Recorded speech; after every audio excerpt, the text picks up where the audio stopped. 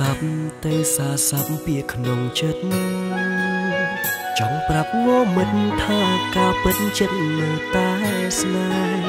ហ៍រឿងយើងឆ្លោះគ្នាពីថ្ងៃមុនក៏ព្រោះបងស្រវឹងស្រាទេគឺស្រាទេជាអ្នកប្រើពាក្យបានបងផឹកចានហូរព្រោះយប់នោះបងខូចចិត្ត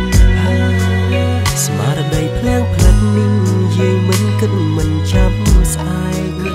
ចង់សុំទោសអូនរើកន្លងដែលបងបានប្រាពាងថាបែកបងសុំចែកការឈឺចាប់មានស្ងួន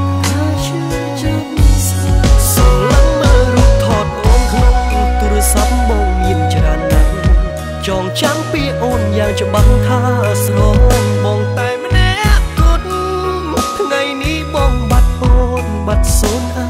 រម្មណ៍សែនកំសត់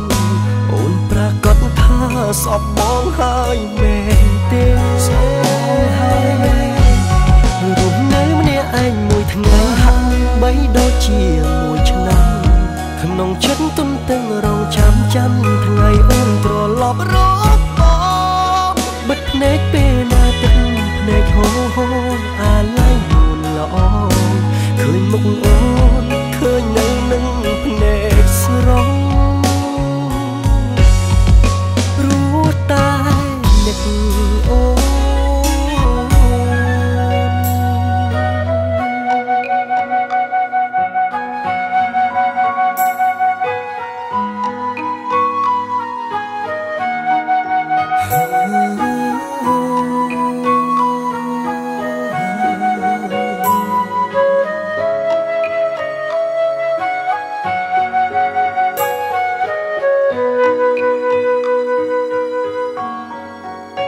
បងផឹកច្រើនហូរព្រោះយប់នោះបងខូចចិត្តស្មារតីភ្លាំងផ្លិតនេះយាយមិនគិតមិនចាំស្អែកចង់សុំទោសអូនរឿងរ៉ាវកន្លងដែលបងបានប្រាពាងថាបែកបងសុំចែកការឈឺចាប់មានស្ងួនសម្លឹងមើលរូបថតអូនក្នុងទូរស័ព្ទបងមានច្រើនណាស់ចងចាំពីអូនយ៉ាងច្បាស់ថាស្រងបងតែម្នាក់គត់ថ្ងៃនេះបងបាត់អូនបាត់សូន